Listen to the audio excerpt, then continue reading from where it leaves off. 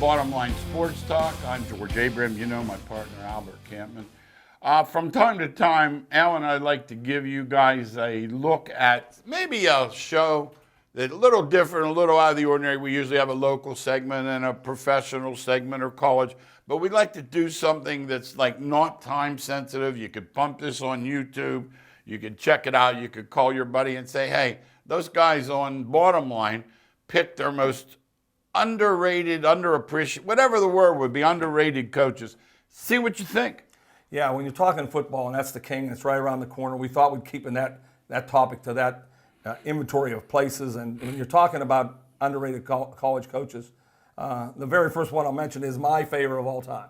Now, everybody has their, I hope you have your thoughts right now, who's going through your mind, most underrated college football coaches. Most of them we have on this list coach today. But we have a couple that we've seen that couldn't leave them off. That we couldn't leave them off. Right. And the first one I'm talking about is Bill Snyder. Kansas State, you have to understand, when he got there, they lost every game. I mean, when I mean every game, they would lose. They would go 0-10, then they go 1-9. They were who Kansas is today. Yeah, that's a good way to say that. That's what they were. And so he said he saw something there that he thought. Number one, he knew that Kansas State would, the academic part of it would allow him to bring in players. You know, if you don't allow that at Kansas State, so he went out and went to the junior college. So he had lost 13 in a row. Yes. When he came in. Yes, when they came in. He said, I'm going to change this. So he went out and got junior college players, and he was the first one to get transfers. He would take the second-team quarterback from Nebraska, who he knew was better than the first team in Nebraska. And he'd take him and they'd transfer in, sit him out a year, and then he'd play him. He became a coach that almost won a national championship. In 7 years, he won 136 games. And they don't understand what that Kansas State, what that is. See, yeah, I think the problem is you don't know how bad they were. And I'm trying, like your analogy to Kansas. That's how bad they were. Today. Yes. Was probably as good as I could say. All you got to know is you got to have data for today's fans. In 93 previous seasons at Kansas State, their record was 299, 510. That means they would win one and lose two. So their best record would be 3-6 ever. That's being kind. Yeah. Because when he took over, they had 13 straight and had won in 27. Yeah, they had one league title since 1934. One title. And so they were the pathetic. That's the only word you can use for them. Here comes Bill Snyder. And when you watch them play, JUCO transfers. You know what you were getting. You know what you're getting. Yeah. That he would turn individuals who came in and had no idea about a team. They wore that Kansas State purple uniform, and you'd say, "Man, where did he get this kid?" And you hear somebody say, "You read about it. That kid was trouble. This place. Yeah. That kid was trouble." You never saw it at Kansas State. And he coached them up. Oh, he really. He would have had to. Because he wasn't getting five. Wasn't getting the cream of the crop. No. Not 5 stars ever. Never. And he would beat Oklahoma yearly. He would beat Oklahoma State yearly. He would beat all the upper echelon that he would play. There was never a thought in my mind that Snyder couldn't beat him. And coaches have come in after him.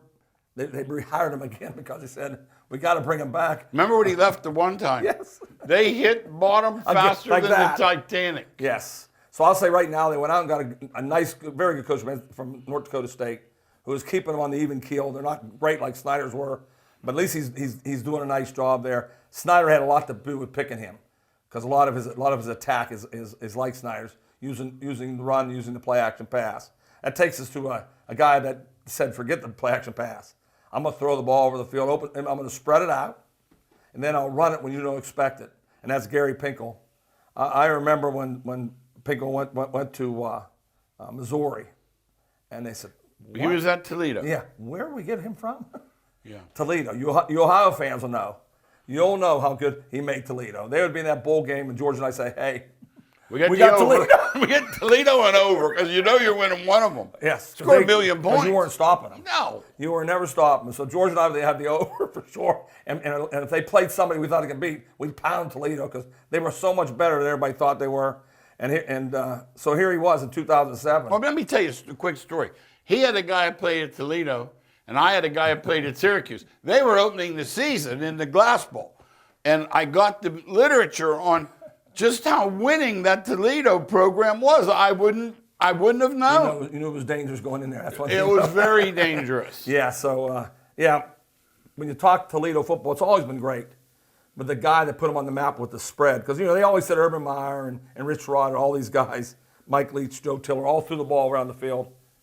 They always forget to put Gary Pinkel in there. Okay. He always spread the field out, and the only thing he did better than the other guys, that if you put too many guys out covering the pass, he'd run the ball up the middle for 35 yards. He was a great play selector. A lot like Bobby Bowden at Florida State. I always liked Bobby Bowden. I always tell Al, when you thought he would pass, he ran. When you thought he would run, he would pass. Truth. And those guys are hard to play against. Impossible to play against. So Pinkel would hire great coaches. Look at his tree. He hired a lot of great coaches underneath him that end up being great coordinators or coaches around the country. He understood the value of developing players also. Snyder and Pinkel both. It's easy just to get 5 stars. What can you do to develop them? And the ultimate developer is David Cutler. That's our third guy. But I want to say this about Pinkel. Oh, I want to go back to Pinkel? Yeah, okay. only because when he went to the SEC, they're done now. No chance now. What's Missouri doing? Right. Championship game. Yeah, 2007, I think it was. Championship game. Yeah, it didn't take him long to show how he could coach. Now, Cutler's a different guy. Yeah. He's a different cat. Yeah, just a genius on the offensive side of the ball. And when I mean genius, he brought in the Eli Manning from high school, brought him into Mississippi. And all of a Coach sudden, Payton at Tennessee. Yes. That's it, right? Yes. And Now, let's talk about Archie Manning. Smart. Yes. He's not sending his kid to play for Ever, Jack never. the Ripper. No. So all of a sudden, I'm looking and saying, well, I'm going to see where he sends Eli. Yes. Because he's not sending him to Spurrier. I thought, That's what we thought. Everybody thought that. He's not sending him to. I'm going to check and see where he sends Eli. Where does he send Eli? David Cutcliffe. That's all. We don't need any. No. So some guys just stand out for what they do. And the shame of it is the system, I call it a system, the vicious cycle. They rehire the same guys over and over in college football and NFL. He was an assistant for 15 years. Now, I know one of those years he was better than somebody got hired. Let me tell you what happened. I know a buddy. He's better than somebody. Well, I know a buddy that was on his staff. It just happened. He was going to go with Charlie Weiss. Okay. To Notre Dame. He had a heart attack. After he had a heart attack, he took a step back and he said, you know what? I'm here forever. There's no pressure. My family's here. I'm Duke. So he stayed at Duke. It was health. Yeah. Partly health. Partly health. And so he's at Tennessee for 15 years. Somebody should have hired him. Then he goes to Duke. Somebody should hire him. Yeah. You can see it. Once the thing I was talking about was assistant, and then George said his health also took over. Yeah. Made it a little thinking that, listen. Yeah, there's a Newcastle guy who was on his staff. Yes. Because I asked him, I said, I think your coach is a genius. He said, oh, yeah. He said, about when he had the heart That was problem. Rapone, I think. I remember it was just on Tampa Bay staff. And he said, you know what? He said, I'm going to think differently now. My grandpap, and you know how I believe the grandpaps think differently. Yeah, I know they do. And I know, because I know I'm a grandpap. One of the things because I thought immediately when the Tennessee job opened. Absolutely. I thought for sure. They should have driven up to get him. I thought for sure Cutler would be the guy. And instead, I'm hoping this happened, that the alumni reached out to him and he said what you just said. Yeah. He said, no, I'm very comfortable I with think that. Duke, he can stay forever. Now he can. Yeah. Oh, no, he is. He's not. Because I look now and I see, and when I look at Pitt, I think it's a game Pitt can win because It should be. it doesn't appear It's Duke. that they've put that. You understand? They don't put priorities on football at Duke. No. No, he's done a great job at Duke because there's never been a chance. I've been down there at Duke. Their football stadium is not something that you, like them in Vanderbilt. You don't go to Duke and say, man, no. North Carolina's right down the road. No. It's a Taj Mahal compared to Duke. No, I'm surprised they haven't. So the he's ACC done very well. hasn't told them kick it up a notch like they did Duquesne in basketball. They told them, look, if you want to stay in the league, spend some money or hit the Just road. because it's Duke. That's why that name Duke carries a lot of clout. It carries does. clout. But this next guy, don't miss him because I know what this guy does. Yeah, we're talking about Chris Peterson, who finally retired. He understood the value of balance in his life. He won with more balance, probably than any coach on our list forever. He did not spend hours upon hours in the film room. He didn't sleep on his cot. When you called him, there was a good chance he's down the stream fishing or in the woods doing what he wants to do. Let's talk about Boise when he was there. When he was there, yes. Did anyone ask Oklahoma? Yes. If they wanted to play That's my Boise? favorite game of all time. Absolutely. Yeah, that if you people who are fans like George and I are, and that's truly what we are. We're talking like a fan here at this table. When they were at that Fiesta Bowl, and Oklahoma comes in with all these #1 picks, and Boise's pulling out all stops, and they thought, no, they're not going to win. Then they pull out the hook and lateral, and they run it perfection for a touchdown. And now they're going for 2. And George, put it on YouTube if you ever see the guys. Yeah. Put on 2. We're not going to say anything. Please put. Because the nerve it took to do that, where you lose if you screw up. Yeah, walked in. He walked in. Then he married Then his he married his girlfriend. girlfriend. Then he proposed to Please his put that girlfriend. on. Type in Oklahoma versus Boise That's State all you have to do. in the Fiesta And Bowl. let's talk about him too. I have a guy who he is exactly alike the dude at Gonzaga, the Fisher. He's happy at Gonzaga. Yeah. He's going. Southern Cal could come with a boat of money. Right. He's fine. Yeah, Mark Few he's a Zach replica, and they both are so good that you forget that if they don't win at all, they're not. No, they're both outstanding coaches. Peterson went to Washington and immediately put them on the map. Immediately they went into fighting for the playoffs. I think they went in 1 year. But, he was in Washington. I thought he was in 1 year. Yes, he was. And that when you talk about Chris Peterson, you're talking about balance in his life and balance on the field, offensively, defensively, special teams. They all look alike every year. They don't make any mistakes. That's a great way to describe a great coach. You know what, too? You could see, too, he doesn't poke it. He's not a limelight. No, he's not at all. Like Urban Meyer, every week he was on. He's. And that's why we can't put him on here. Because Urban will tell you it's him. Yeah, Urban will say it's him. When Fox, okay, so now he's sniffing around every coach like a buzzard. Yes. And there was no doubt he was laying the coach some player. No. We didn't know where it was going. We just knew it was going to be good. No. We knew wherever he was going to go, it was going to be a lot of money, and they were going to have a good player. Now this guy here, I've done a slow. Yeah, you didn't like him. No, I didn't like him at Pitt. I'll admit it. But I watched him the other day on Big Ten Media Day. And more and more I watch him, the more and more I realize he gets it. Yeah, and what I mean by getting it, he knows how you're going to win at Wisconsin. Paul Chryst knows how you're going to win at Wisconsin. And not 5 wides. No, Barry Alvarez was the first to start it. Hired Anderson from Utah State, knew immediately, as soon as he went to the spread, that he was going to last 1 year. Wrong guy. Yeah, just the wrong guy for the job. So here's Chris comes in. He's 56-19 at Wisconsin. How's that? And no one is ever saying, okay, they got a Ohio State. Yeah, never saying Wisconsin just that good. No, that's like the other day. Somebody said that. I said, you're going to Wisconsin. You forgot one. Because someone said, they go to Ohio State, Michigan. No. Don't forget not to go to Wisconsin. Not Michigan, no. Wisconsin is the team that under Ohio State. 3 division titles, 3 New Year's 6 out of 6 appearances. And he got cheated. And they play. No, I'm going back to the game against Oregon. Oh, did they get cheated? He got cheated. I don't know who was in on it. I know what was going on, but something. I called George. George called me at the same time. I said, they're cheating our boys. Whiskey River, they're cheating them. So if there's ever a team that I can close my eyes and say, all right. Okay, what are they going to have? Look, what are they going to have? They're going to have 5 guys. Yeah. 330 pounds or bigger. Yeah, like Costa kid from Elwood. Yeah.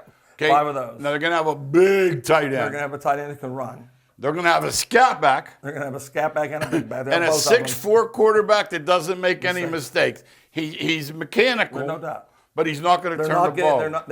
That's the team. And then the part you don't realize is they will have one receiver that's going to get drafted in the 1st or 2nd round every year. Every year. Like they always have one great receiver. All the way back. They forget about that if you play the run every play, no. that rotten quarterback they have, take it. Ride him, pull the ball out. No, it's a script. There's a script. They recruit that every year. We talk about that.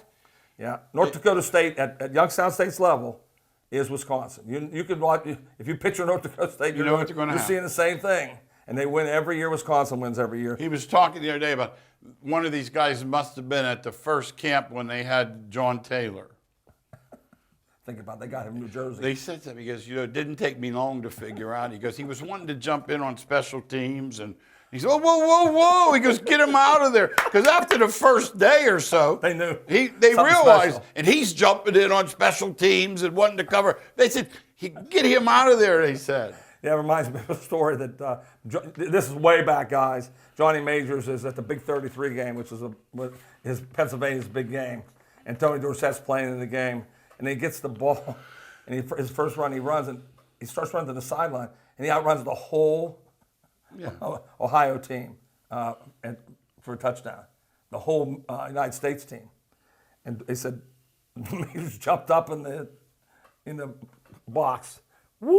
We got a championship team here. Well, it didn't take long. One knew. play. No, See him you run. knew. Like Taylor, that's what you see. And Hey, this next coach we got, though. he's a local guy, Mount Union. But not only that, he's all that. Yeah, Matt Campbell from Mount Union is the runaway choice right now for a lot of schools who want to hire somebody. Every job that comes up, and Iowa State had to sweeten the ante. Yes, and now all of a sudden he's gone. I never thought I'd say this on this show. There is no way Iowa State can keep him with this Big 12 breaking up. He's going to go. He's getting a job in the pros or a big university. He loved Iowa State. He loves it, and he never wanted to leave.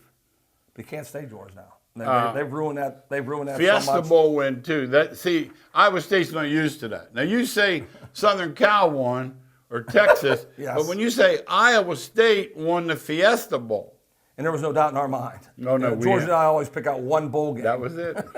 I said, there's one, it's going to be a blowout. And I said, they don't know how good Iowa State is. And now they're coming back. Remember we had Phil Steele on our show? And he said, they're coming back with 21 out of 22 starters. I said, wait a minute. Purdy's back at quarterback again? The guys- Hall's back at You know, I called him the other day. I said, Minnesota has 91% of their offense back. And he said, and then I realized no one had to leave it, didn't want That's what to. happened. So they're all back. Yeah, straight in the book I'm reading right now, every team has 10 offensive Every starters team back. sounds like the Pats. They do. They do. But what is Matt Campbell is the one guy that built it's his culture. It's how he treats kids, how people want to stay there when they go there. They don't want to transfer out. No. What they know, he knows everything about winning from Mount Union. He knows what it takes. When you learn to win, and you learn the habits of winning, you pass it on to others. And there are certain guys that just cannot handle adversity. Matt Campbell, he'll lose a game. Walk off the field, you're thinking, did he lose or win?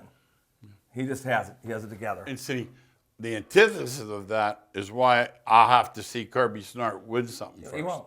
And I watched that. As great as talent he has. That clown at South Carolina. Muschamp was the worst. And I used to call out. I said, Yes. you know how he'll never win. George was on that one immediately. Yeah, he'll never. His- well, first of all, he his can't win demeanor. at Florida. And Tennessee's coach, that's why he lost his job. No, he can't. Pruitt could he's not nuts, control nuts. himself. And then then you start blaming everyone else, Yes. and it looks like you're making excuses. Yes. Even if it were correct.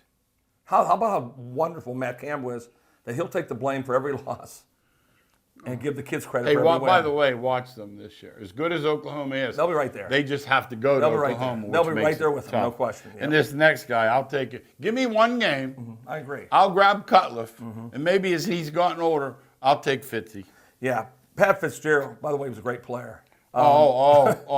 But he's at a place that if I told you how hard it is to win there at Northwestern, because he'll go into a school, and George Stevens happened at Notre Dame.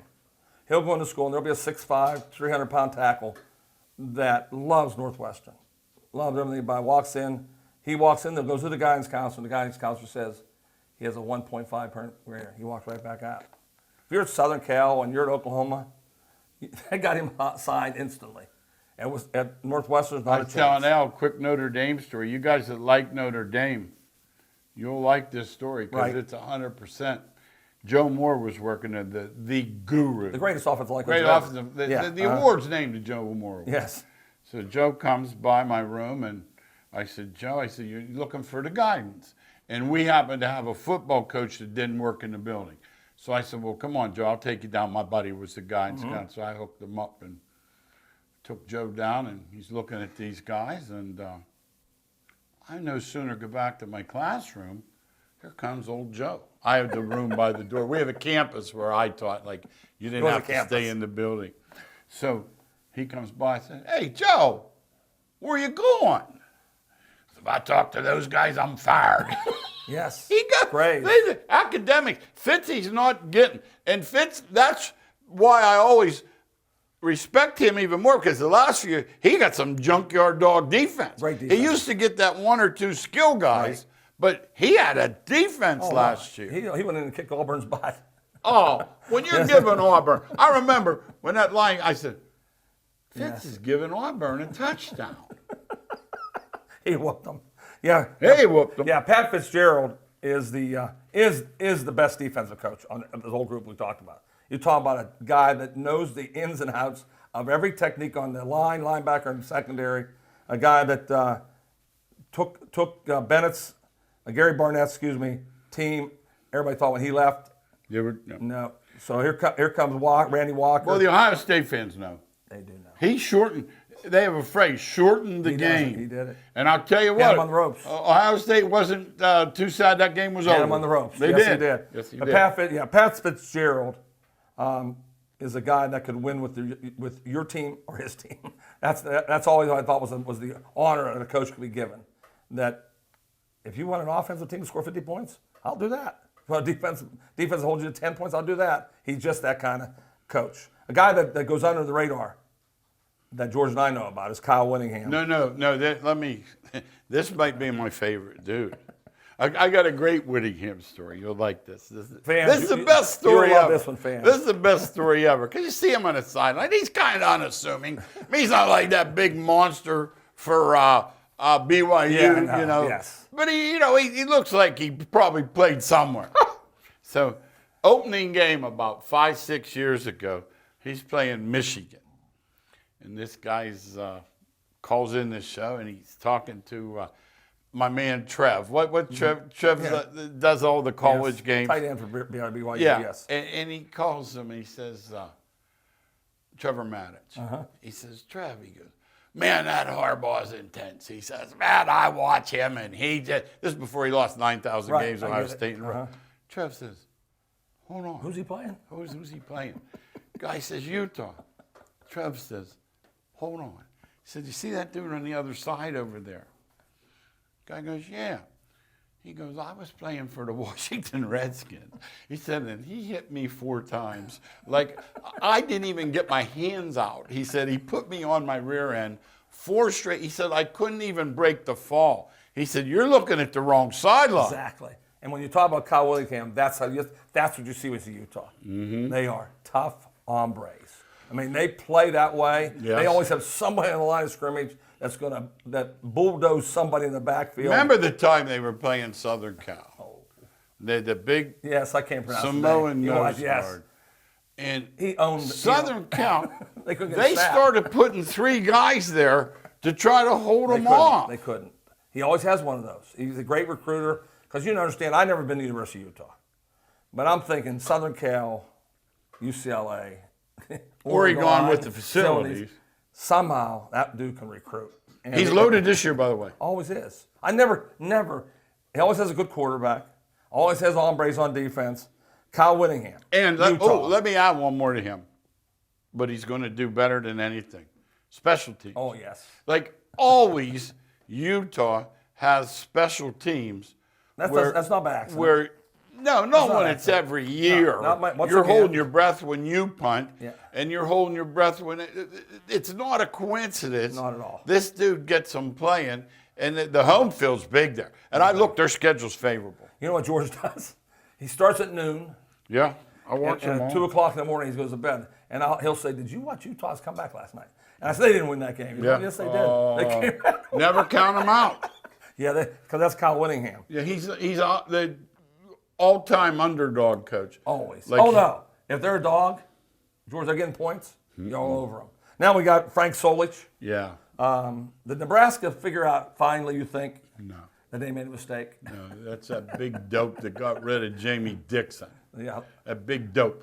First of all, Solich, by the way, he just retired for 76 years old. Yes. You won't do at Ohio U what he did. I don't care. I'll say He's right the now. all-time winningest coach in the MAC. I'll say won't do it. But I want to talk about his time at Nebraska. 9-3 every year. Every year. Oh, we got to get rid of him. Now they bring the big hero Frost. back, the JV hero from Central Florida. Frost. How's that working out? They have not figured it out. They really haven't how good Frank Solich is. No. And I mean, I know he took over for a legend, Tom Osborne. Yeah. So Osborne did have national championship But teams. that's hard to keep that up. It is really. I mean, he won 9 games every year. So here are these Here's the Nebraska fans in that same color, red, thinking that we're not good enough. 9's not good enough. No, 9 wins. We won Every 11. year, every year they win 9 games, Yeah. and every year they go to bowl game and win. And Frank Solich never looked Nope. exciting, but always I know that they won. And you know what? Even his teams at Ohio, Oh no, same thing. do they run? Yeah. Do they pass? Oh, yeah. Yeah, They're not boring. No. He turned into a tremendous offensive coordinator, using his quarterback in all kind of ways, either running or passing it. But when you're the winningest coach in the MAC history, in American history, there's been a lot of great coaches go through there. Yeah. Lots of great coaches. Usually a stepping stone. Yes. But He just the stayed. same. He stayed. No, he's 76. Yeah. And, I hope he's okay. I feel bad when I heard he quit it's for a hard, health it's a hard thing. It's a hard thing, and it's usually kind of a common thing. But he's figured out, listen, I got other things I have to get accomplished that I can't be doing as a head football That's the coach. grandfather thing. Yeah, it is. We But talked but about. Frank Solich, Yeah, absolutely. he's made our list because they found out. See, a lot of these other ones, we know how good the other ones are. Yeah. Nebraska found out. There's guys crying out in Nebraska right now, hard way. hoping they win more than 5 games. Oh, Scotty's coming back. We'll be in. They thought that. Well, when They he honestly does, thought that. When he does, I get into it with these guys on Twitter. I said, when he does something, text me. Yes. I've been waiting 5 years now. Yeah, Callahan went in there and they thought, oh, he's a pro guy. He's going to bring the pro stuff in He's here. ridiculous. Hey, we got a few minutes. We got our last guy. We got to give Dave Clawson his due because it's very much like Westminster. He's not picking first. He's picking last. But yeah, let's face it. Yeah, Wake Forest is a little small university that he went to and decided, listen, I've won everywhere I went. I can win there. And the word culture and program is sometimes overused, not with him. He brought something in there and said, nothing's going to stand in our way. 5 straight bowl games. Yeah, nothing's going to stand in our way. I don't want to hear excuses about stadium. I don't want to hear excuses of size. I don't want to hear excuses about attitude. I don't want to hear excuses about academics. George, Dave Clawson is one of the most underrated guys in college football. I'll take him anytime he wants. He's on the hot seat right now. I'm hoping Wake Forest, loses him. Yeah. Let him go somewhere. go somewhere. Let him go somewhere with some players like Nebraska. Yes. No, all of a sudden it's they'd be incredible. pretty good. But let's sum this up. We got about a minute. When you look at these guys all flew under the radar, many of whom rose again because of their success. But yet at the same time, when you name off the top guys, they don't come to mind. No, and that's why they made our list. People who are in the football realm know they're great coaches. But you guys watch from out there thinking, well, Wisconsin's supposed to win. Aren't they? Utah's supposed to? No. No, you don't have the same facilities and the same resources as Ohio State. What Ohio State's facilities, Texas, Oregon, they're not even in the same ballpark. Yes. Clemson. They're way past the LSU, they all have their own sleep chamber in their locker so they can take a nap. Alabama has more coaches than they have professors. Oh. I mean, if he wants a psychologist, he hires him. If he wants, yeah. And they'll show that room up there, that coach's room, sometime when Alabama's playing. It's 2 rows full. And that's just the one side of the ball. Coaches up there. Absolutely. I know. Hey, you heard it here. Thanks again for watching Bottom Line Sports Talk. We'll see you next week.